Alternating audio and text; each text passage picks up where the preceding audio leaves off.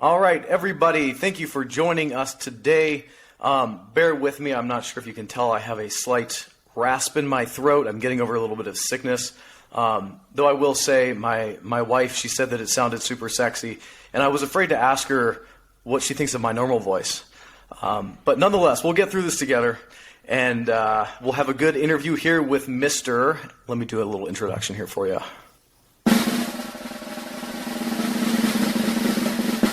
P.S. Patton, or as we were discussing just before this, he likes to go by Patrick or Pat. And one thing I did forget to ask, so P.S. Patton, does that have any sort of reference to the P.S. that you have at the end of a letter, maybe postscript, or is that literally just your initials? So it is literally my initials. It's Patrick Stephen Patton, Jr. But, yeah, when I was looking for a pen name, there's a bunch of Patrick Pattons and Pat Pattons everywhere. In fact, there's 3 in my town that I know of. I used to play in a worship band with another Pat Patton that's not related to me. My dad's Pat Patton. So all those websites and handles are taken. So I was looking for a pen name, and, a lot of authors do their first 2 initials, and it just so happened that mine also happens to be a literary term, so I thought it worked. Got a little lucky on that one. Yeah, and then also, just before this, we were talking about it. He doesn't want anybody to ever call him PS in real life. And if anybody ever sees me in real life, please don't call me MJ, because I will not know who you're talking about. I will probably not turn around. And if you come up to me and call me MJ, I'll probably think you're a stalker. So don't do that. Nonetheless, let's go ahead and hear a little bit about you. Who are you? Sure. So I don't know. My name's Patrick. I was created by God to walk this earth and find a wife and produce 2 children. And I also do some other random things in the meantime while I'm here. And one of those is write novels. And I got one so far, so I guess I write novel. But yeah, I play music. My wife and I, for most of my teens and 20s, we just toured the country and toured regionally and recorded music, and that was kind of my first love, but it wasn't a good place to raise kids. So once we ended up having kids, we said, yeah, let's get normal jobs and be normal people and raise them in a normal, and it can be done, I'm sure, but it wasn't feasible for us. So we moved on to other things, and I ended up finding that I really enjoy writing stories. And I mean, songwriting really is writing stories, so it really wasn't that big of a transition. It was just a kind of doing a little research and finding out how to write something that's way, way longer than a song. So. Mm-hmm. Okay, awesome. So I will admit I did do a slight bit of stalking on you. Google does wonders, and you weren't that hard to find, even with your super common name. So I think you live in Templeton, you said, right? That's right. Yeah, small little town, 7,000 people. Yeah, I actually grew up in Santa Barbara, a little south of you, and I'm familiar with Templeton's location because you always pass through it when you go to Lake Nacimiento. So. Oh yeah. Other than that, I'm actually really stop there. But. I'm actually from Paso, where Lake Naci is, but yeah, we just moved to Templeton a couple years ago. But I went to Paso High, so did my wife, so we're from there. Okay, awesome. And so I'll put a link to this video I'm discussing in the description, but he went on to go and mention some of his favorite authors, and I loved your favorite authors list. But for the listeners, can you just go ahead and start rattling off some of those names? Sure. I mean, I'd have to put C.S. Lewis at the top just because he's definitely been the most impactful. The Space Trilogy was so good. I mean, that is kind of... I always say that my book, The Withering, is Perelandra meets Book of Eli, and there's actually several reviews on Amazon and Goodreads that mention it seems like Perelandra for a new generation, which is exactly what I was going for. So it makes me feel really good to hear that. So C.S. Lewis for sure. I love Tolkien. I loved John Steinbeck. I even love some Stephen King. I kind of have a love-hate relationship with that. I don't recommend the Dark Tower series to anybody because it really does get pretty dark and too dark for me. But that being said, there's some brilliant prose in there. I love his voice as an author. So I kind of have a love-hate thing with Stephen King. And then who else? Pat Rothfuss is more recent, where I love his Name of the Wind and What the Wise Man's Fear. And then Brandon Sanderson has got me hooked. I'm just devouring the Cosmere right now. So, I have heard Name of the Wind thrown around so many times. I've never read it, and almost embarrassingly, I've also never finished a Brandon Sanderson book. And I know that's probably super terrible to hear, and I need to get around to it because he's one of the biggest names right now.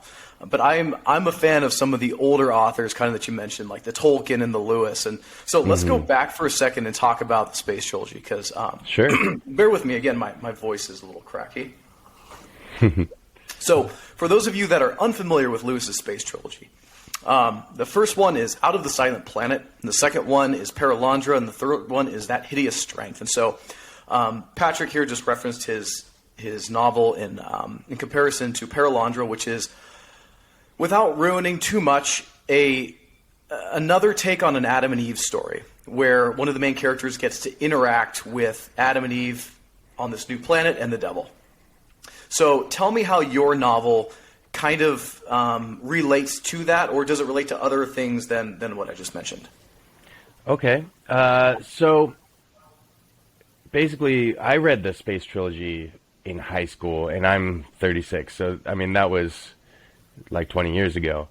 I'm a little fuzzy on the actual specifics of what happens, but what I am not fuzzy on is how much it impacted me in my imagination, the inspiration I found in, like, wow, you can do that with words. You can find a high school kid in a small town who feels kind of alone because I'm in California, and it's kind of the front lines out here as far as the culture war and like Christianity and your faith and standing up and being vocal. So there's a lot of times where you feel very alone as a man of faith, and so those books really meant something to me in that way. So I would say that the themes, the message is what really carried over and just really sticks with everything that I write. Maybe not so much as the specifics. It's a very different type of setting. It is on a different world, The Withering. So it has that in common with at least the first two Space Trilogy books. But it's kind of, I guess it's kind of like if you took a lot of the elements of the Space Trilogy, a lot of the elements of Stephen King's Dark Tower, but made it clean. And then if you took Book of Eli, maybe some Lord of the Rings. I've heard people on Amazon have been comparing it to a journey like Lord of the Rings. And I can see that, but it's not really that close or epic. Definitely not that epic. But anyways, if you took all of those things and then put them in a tumbler and shook them around and spit them all out, you might get something close to The Withering. So it's got some of those elements and some of those themes running through it, but it's definitely looks different on the surface. So you briefly alluded to some of these themes in relation to your faith with your works. What would you say are some of the strongest messages that you're trying to get across? Maybe your faith-related messages in your books, or book rather. I wouldn't even necessarily say that I'm trying to get a theme across. I think that they kind of, Stephen King, I read his On Writing, and the guy, I don't agree with his approach to a lot of things or the way he vocalizes his opinions, but he's very insightful, and he has a lot of wisdom as a writer. And one of the things that he talked about was that theme and motif are kind of like excavating bones, like dinosaur bones, if you will. And so he talks about, like, you keep digging, and you'll find it eventually, and then you got to really like brush it off and find all those little details, and it becomes more and more clear as you go. And I am more of one of those writers. I'm sure there's some people who can say, like, I want to make a story with this theme and then plot it out and plan it.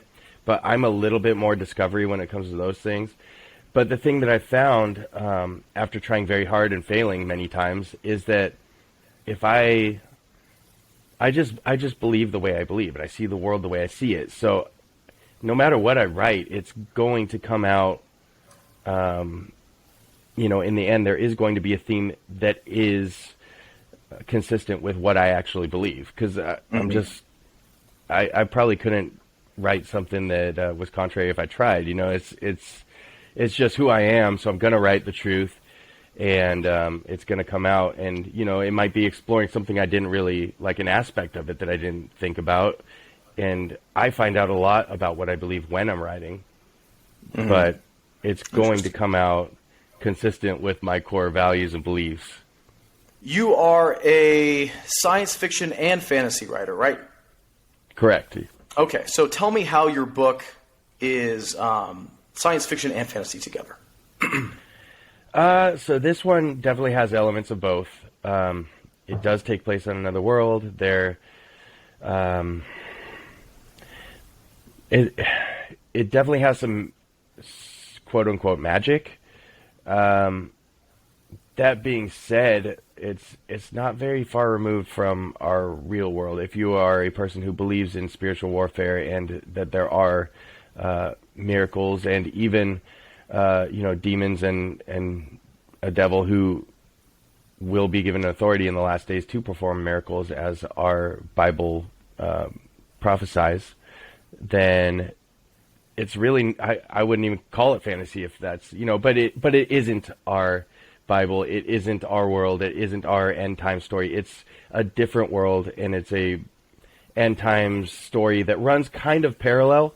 There are some important differences, and I made differences intentionally because I didn't want someone to read this and think it's an allegory for Revelation and then get hooked on the theology and then start trying to pick it apart and decipher what I believe and what they should believe. And I just didn't want it to be that close and get that messy. So there are some differences.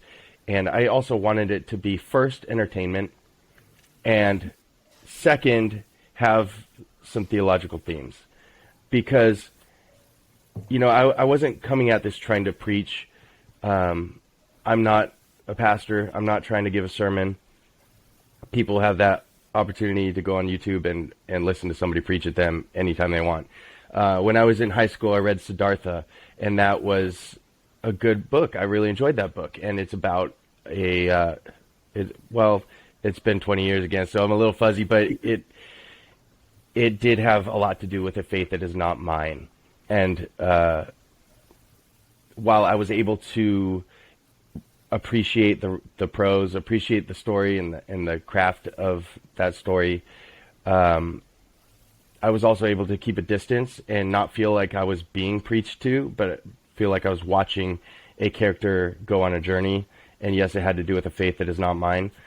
So I wanted to keep that distance with this book and allow for people who are not, who don't think like me, to read it and still enjoy it and not feel preached to, not feel judged, but maybe to, kind of have some questions and be able to think about things in a different perspective, maybe see things in a new light they've never seen before. So, I did not approach this trying to preach. I approached it trying to basically just entertain. And but like I said, it's gonna get in there because it's who I am. So, I had an interesting author on a few weeks ago, and he had a very well put point. He said, and this is to paraphrase him, you can't say, and here's a learning moment. You have to ease them into it. You have to capture their attention with how great your writing is, and then you can slip all the allegory and messages in you want. And so I really like that from him and from you as well. Now I do have a question more about your branding, so to speak. I Googled you, and the first thing that comes up is Christian author, and I think that's great that you're out there with your faith, and I think that's honorable and respectable. Are you afraid, though, that you would maybe chase people off from the secular world who don't want anything to have to do with Christianity? Are you afraid that they're going to be turned off to your writing because of that? No. I mean, Jesus has always been a very divisive person. He came to separate, the wheat from the chaff. He came to separate the goats from the sheep. And I'm not writing this book with that intention of separating anybody or being divisive. But, I can't help but speak the truth, and Jesus is the truth. And he's going to, I'm not doing it, he's doing it. I'm just saying his name. And, some people are going to accept him, some people are going to mock him. And, that's just the way it is. So I'm not afraid to just speak the truth. I am not saying it in a way that I think is going to go out of my way and scare anybody away, but it's just something you have to accept, that especially, like I said, I grew up in California, so it's just part of the deal here. You're on the front lines where you're going to be persecuted here. If you speak up and say what you believe, you're going to be fired from your job and then have to end up starting your own business like me. You're going to have to pull your kids out of school because they might not be welcome because of their medical choices. You're going to have to, you're going to be kicked out of a restaurant or a store because you're not going along with the way of the world, because I don't fear, him who can kill the flesh. I fear him who can throw body and soul into hell for all eternity. So it's definitely the front lines here in California, and you can't be scared to just say it how it is. So I definitely am not afraid to say it how it is, but I also try to do that with love and empathy. The flip side of that coin is, like I said, I live here in California, so the other side of that is I have love for a lot of people that maybe a lot of Christians in other parts of the countries who are in more of a like-minded situation, which sounds nice to me sometimes. But, I'm surrounded by people who don't think like me at all times, especially as a creative and a musician, growing up playing in rock bands and being backstage with other bands. And, so I have a lot of friends who don't think like me. And I enjoy those relationships, I try very hard not to come at anything in a judgmental way, but to come at everything in a loving way. And I think that's something that Christ did as well. But at the same time, it's not loving to lie to anybody or hide the truth. So, yeah. Well, you do bring up interesting viewpoints that I think mainstream, so to speak, Christianity in America could hear, which is be loving and patient with everyone, even if they are different than you. And let's not forget that Jesus ate with the tax collectors and the sinners, and he turned the water into wine at wedding parties and stuff. He was not just hanging out with people who thought like him, though maybe there weren't too many people that thought like him anyway. So, again, I do appreciate where you're coming from, and thank you for standing up for that. Do you have another question, though, going back to your book? You mentioned that there's some quote-unquote spiritual warfare going on. Are there any notes of Paredes into this, what was it? It was This Present Darkness. This Present Darkness. You know what? I am embarrassed to admit that I read about half of This Present Darkness, and while I was really enjoying it and wanted to finish it, I got busy, and I'm a parent with 2 young kids. We're homeschooling. I'm working, running. We have several businesses, my wife and I. There are phases in my life where I just can't read as much as I love it. So I got overtaken by that tsunami and did not finish it. And, I haven't gotten back to it. I still intend to finish it. That being said, I read it after I had published The Withering. So within this last year, I read the first half, and it didn't seem like there was too many similarities in how we handled it, in how we presented spiritual warfare. But of course, at its core, it's the same thing. It's good versus evil. It's spirits that are trying to manipulate and influence human beings, and some humans who are aware of this and are have eyes to see and ears to hear, and then there's some humans who are completely oblivious to these things, and of course that makes them more susceptible and easily manipulated. And so, yeah, at its core, it's a pretty similar thing, but the way that we approach it is very, very different. Mm-hmm. By chance, have you ever read his other book, The Oath? No, I haven't, but I've heard it's very good. That is one of my favorite recommended. novels of all time. Highly recommend it. It's more of a fantasy, so to speak, but I think in it he doesn't necessarily portray it as fantasy. It's all really happening. I'm not going to ruin anything, but it is incredibly good and very intense, and kind of a twist in it that you probably didn't see coming. So I'll leave it at that. You guys can all look into it. So what makes your book unique? And I want to kind of approach this from two different angles. One, the plot, maybe in comparison to other books, whether you've read things like it, how does it compare, or if you've never compared anything to it. And then also maybe your writing style, if you can get into that a little bit. Yeah, so my writing style, let's start with that. I don't know what my writing style is. I just write, and I'm waiting for people to tell me what my writing style is, because, everybody wants to know, who do you, like, who can I compare you to?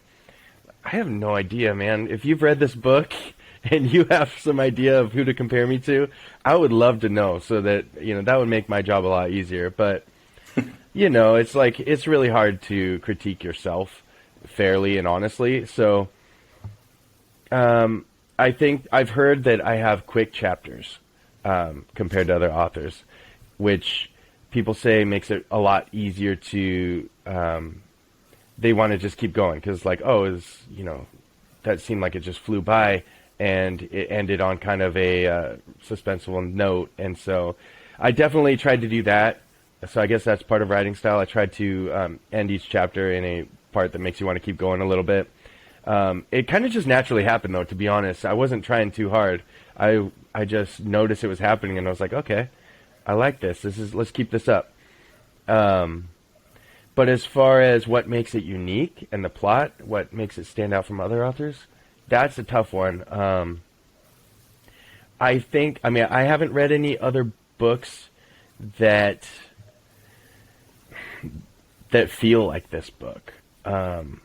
This story feels unique to me. I've heard other people say the same thing. It feels like an older book, like an older quest book, like Lord of the Rings, but it's not epic and grand in its scale. It's a lot more grounded and down to earth. It's definitely heavy on characters. Most of what I loved reading when I was younger was like Steinbeck and Dickens and literature. So while I feel like that's at the heart, that more like that philosophical character development is at its heart, I also love sci-fi and fantasy and adventure, so that's on the surface. So it's definitely, I would say it's kind of like if you take one of those like explosions everywhere type of movies and then put something really powerful at its core.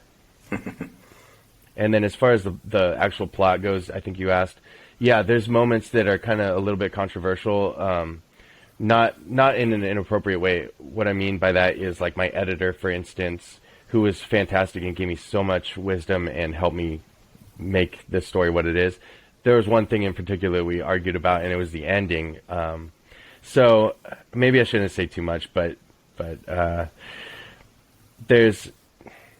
me just say that I wish that more people would make stories.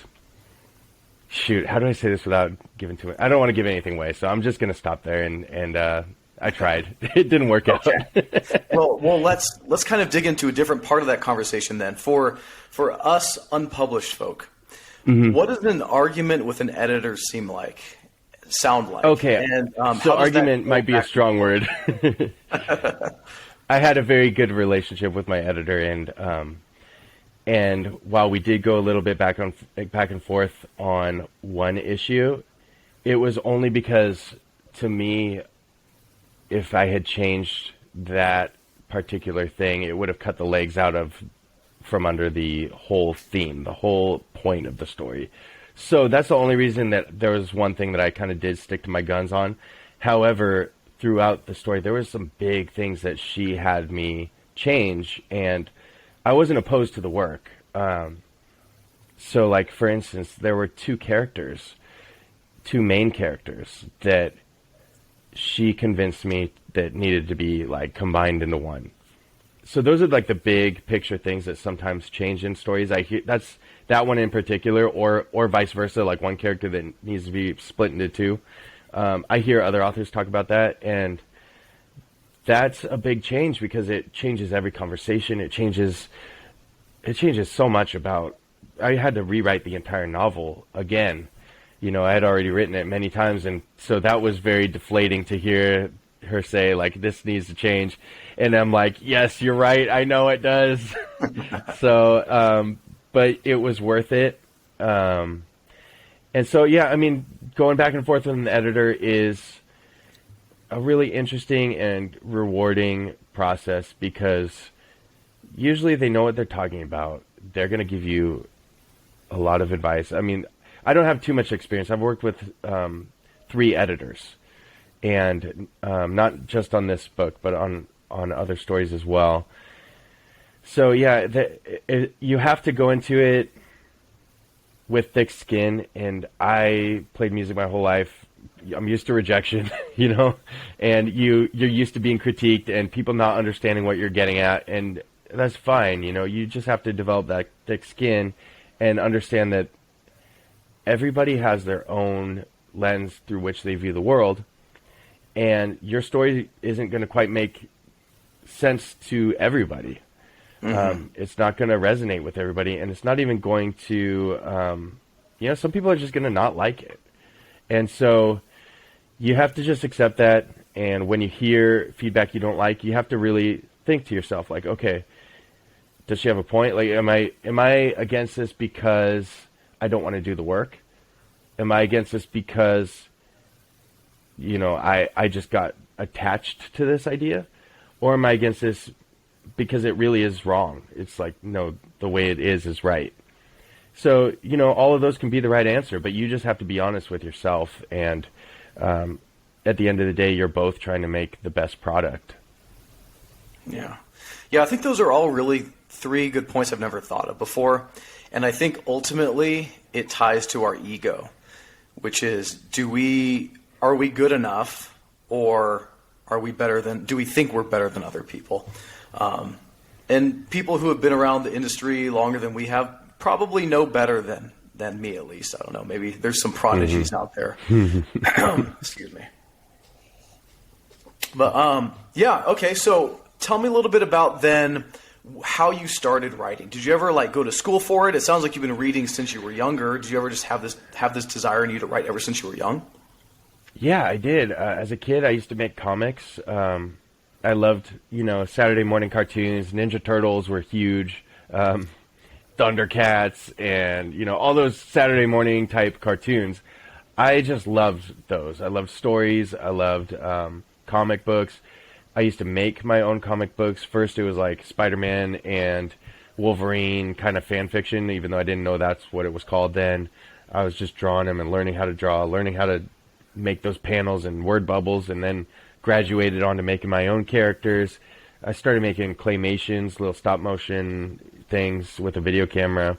And as I got older, I learned to play guitar, started writing songs, and that just kind of took over, and that's what I did for the majority of my, teens and 20s.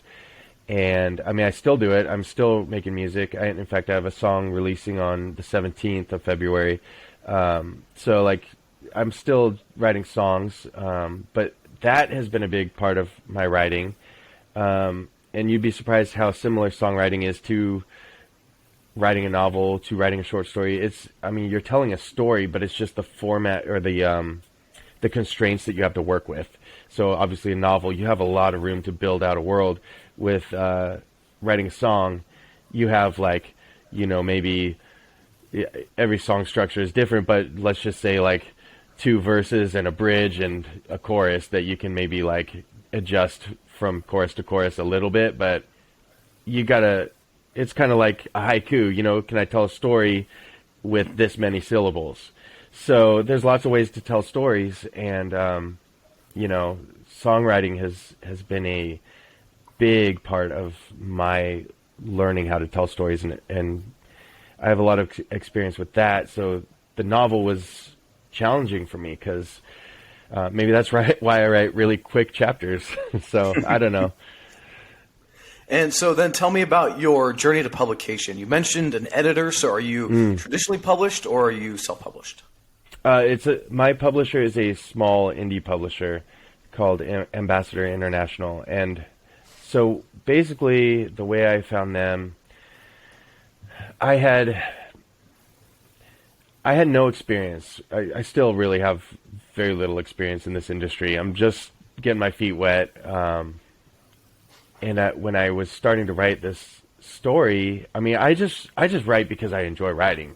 I didn't actually think that this was ever going to be a published novel. I thought, I guess there's the possibility that could happen, but that's not why I'm writing it. I'm writing it because I have the story in me, and it's just what I do. I just enjoy telling stories and using my imagination and coming up with this stuff. And so I eventually, at some point, it became close to a finished novel, and I realized, wow, I could actually make this, a novel. So I started doing a little research. How do you actually make it into a novel? Oh, it's a manuscript? What's this? I don't, okay.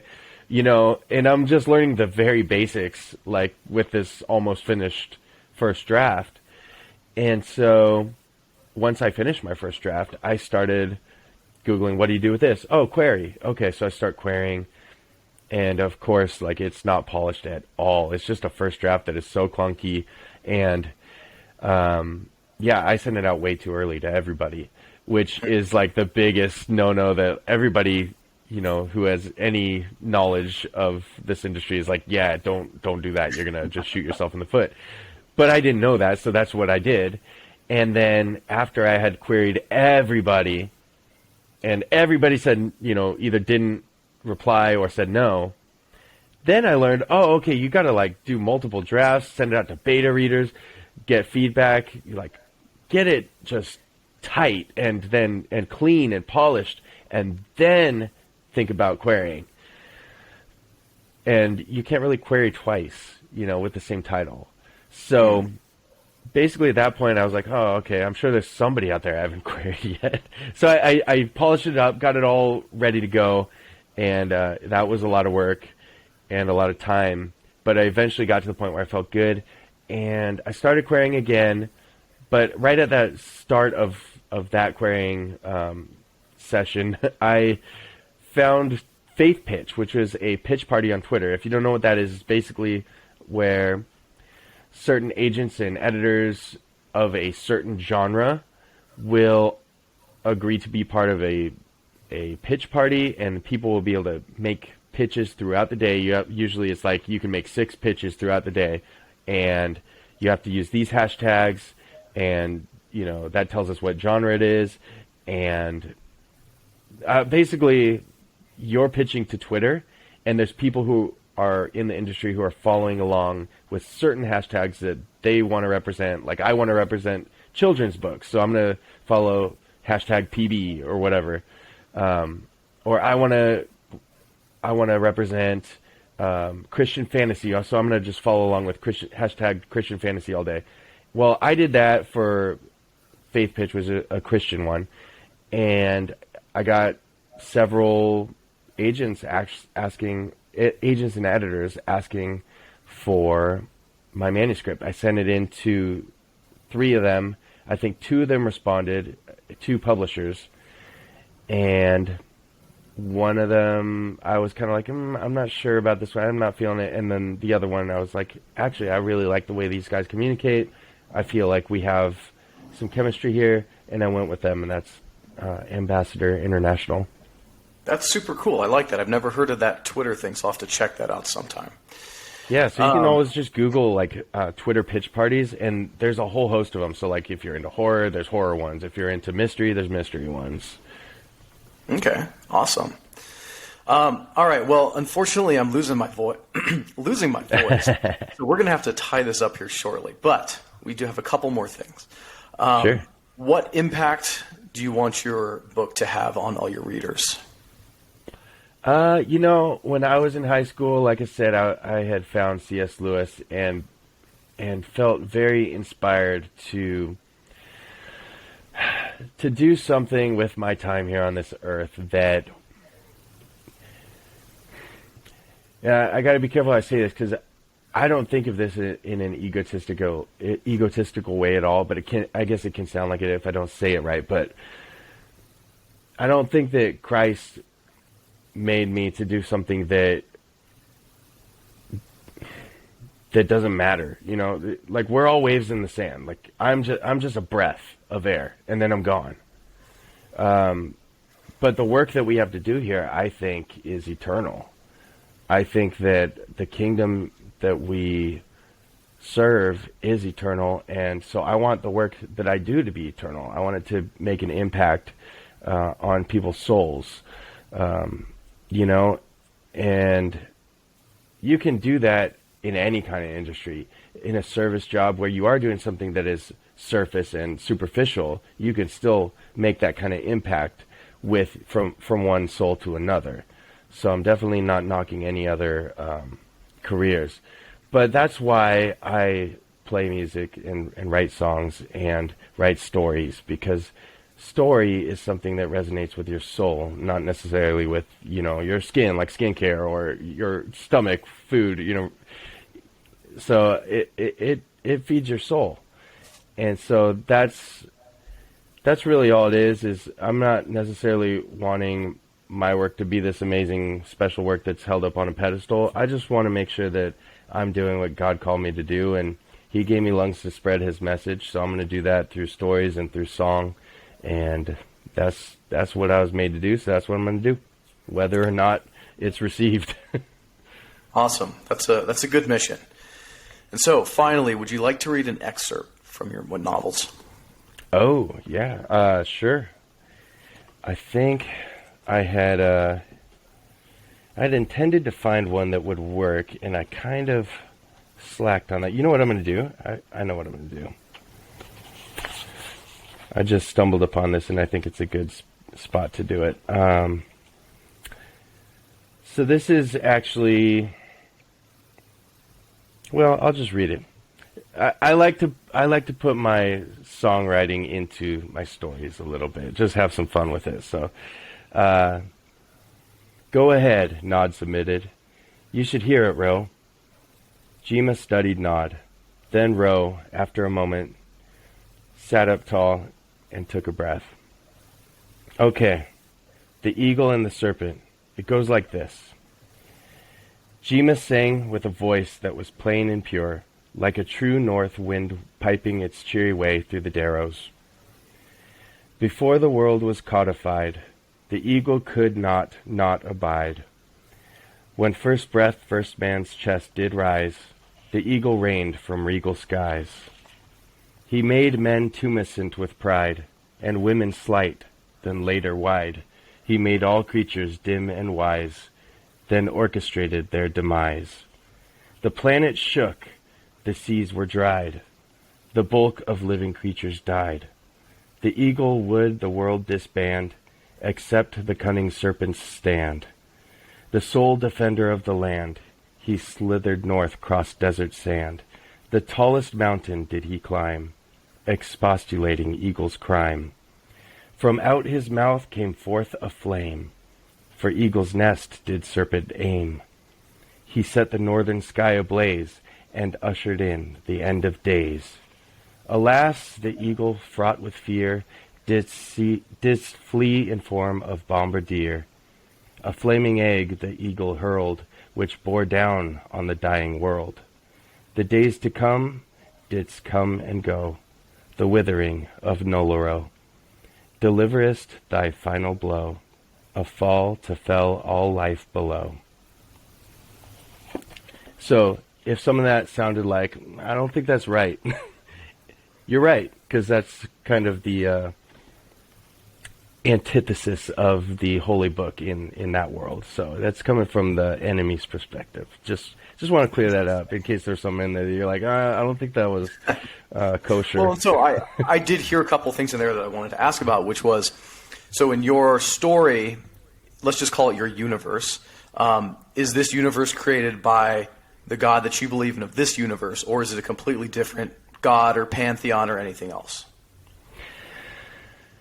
Yeah, that's kind of a big topic. Like, I feel like I should just like read my, I'm not going to, but I basically wrote an author's note at the beginning that really talks about that as kind of a disclaimer to readers to approach this book in the right way. Like, this is entertainment, this is not claiming to be history of the world or the universe. It's not claiming to be so yeah, it's not at all claiming to be anything that is even consistent with the Bible. That being said, yes, it is the God that I believe in. It is Christ. It mentions him by name. It's a Christ-centered book. But it is also fiction and meant to be fiction. And it's more of an imagining of so that's where like the space trilogy was a big inspiration to me. It's like, okay, if there was another world and it were to end, well, I guess I'm going to give some stuff away if I really go down that line of thought. There's a couple twists in here that it's a little difficult to really. I have to dance around the subject, and I don't know if it's going to be very satisfying for anybody. Well, I mean, maybe that's what you want. You don't want them to be satisfied, so then they go and buy your book. The link's going to be in the description. Yeah, exactly. It was totally on purpose. Well, kind of for touching on marketing. Kind of touching on, universe building and gods and pantheons and all that stuff. I don't necessarily think that you need to put all of your own beliefs into a book. And if you don't, feel like you're cheating yourself or the audience. Like, take Tolkien, for example. He was a very outspoken Christian, and he pulled all of his pantheon from Norse mythology. Not all of it, but some things about it. And he created a pantheon of the Valar, and he had Iluvatar, who was the god over all the Valar. And so there's things in there that are clearly not in the Bible that he believed in, but he created this fantastic world that we all know and love these days. So that's my final comment, but do you have any final comments that you want to give as well? No, I mean, I would say even some of those things are in the Bible. I mean, there's definitely some pagan gods that are mentioned in the Bible, and a lot of those gods I don't think are mythological necessarily. I think that there's a lot of truth to a lot of those old myths, and it's fun to dig into those. But I have actually this book, The Withering, to me was something I tackled completely unaware of any kind of like education on writing. I hadn't even gone on YouTube and figured out like, how do you write? Like, nothing. I just wrote this book, and to me it's like almost like a practice, because I have learned so much since publishing it, attending Realm Makers, just getting in touch with other authors and learning so much along the way, that I feel like, okay, that was a fun like dipping my toes in the water practice run. Now I'm excited to like get some real stuff done. You know what I mean? So I'm actually working on some projects I'm pretty excited about, and can't wait to finish and get out there to the world. Awesome. Well, when you get those projects finished or close to finished, we'll have you on again and talk about those. Yeah, I'd love to. Thanks for having me. Absolutely, Patrick. Good to meet you. You too.